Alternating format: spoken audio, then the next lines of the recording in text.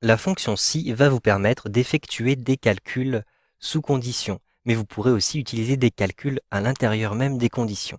Vous voyez que j'ai ici une liste de commandes avec à chaque fois la valeur qui se trouve ici. Et de temps en temps, je vais accorder une remise de 5% selon une condition. Je vais cliquer sur la petite flèche vers la droite pour vous montrer les différentes colonnes. Lorsque ma valeur ici d'achat sera supérieure à 20 000, eh bien j'accorde une remise de 5%. Je vais donc avoir un message ici et un calcul de la remise à cet endroit-ci. Je vais aussi vérifier que toutes les valeurs en K2 sont justes en rajoutant un calcul à l'intérieur de ma formule, ici dans la colonne N. Donc à cet endroit-ci, je rentre la fonction si, donc égale si, et j'ouvre ma parenthèse. Maintenant, je vais rentrer le test logique. Il faut que K2, donc la valeur qui se trouve à cet endroit-ci, soit supérieure à 20 000.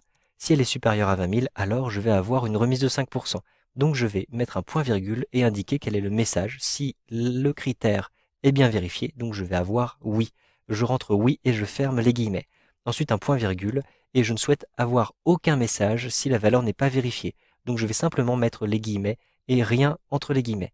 Je ferme ma parenthèse et j'appuie sur la touche Entrée. Je n'ai donc rien à cet endroit-ci puisque effectivement K2 est inférieur à 20 000.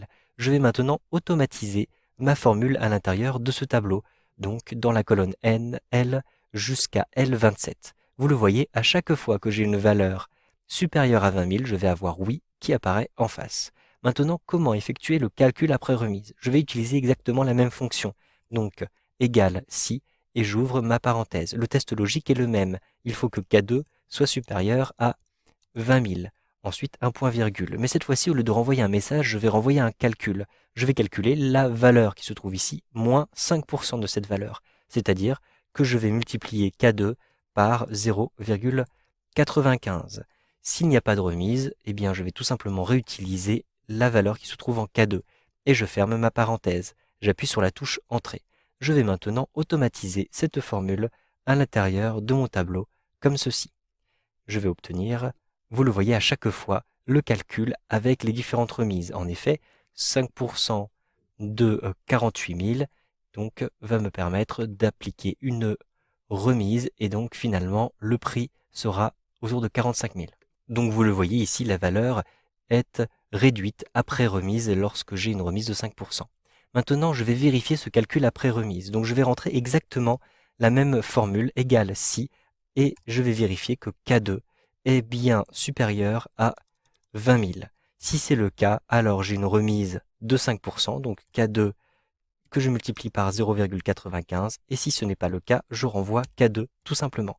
Mais cette fois-ci, je ne souhaite pas utiliser K2, mais un calcul. Je vais calculer la valeur en partant des quantités et des prix de toutes taxes comprises, puisque la valeur de l'achat est effectivement la quantité d'éléments achetés multipliée par le prix de toutes taxes comprises de ces éléments. Donc je vais remplacer K2 par E2 fois J2. Donc je remplace K2 par E2 et je multiplie, donc avec la petite étoile, par J2. De même, ici, pour K2, je vais effacer K2 et je vais remplacer ceci par E2 que multiplie J2. Et enfin, pour la valeur qui sera renvoyée, je vais ici renvoyer E2 que multiplie J2. Maintenant, je vérifie que toutes les parenthèses sont bien fermées et j'appuie sur la touche Entrée. Je vais maintenant automatiser cette formule à l'intérieur de mon tableau jusqu'en N27.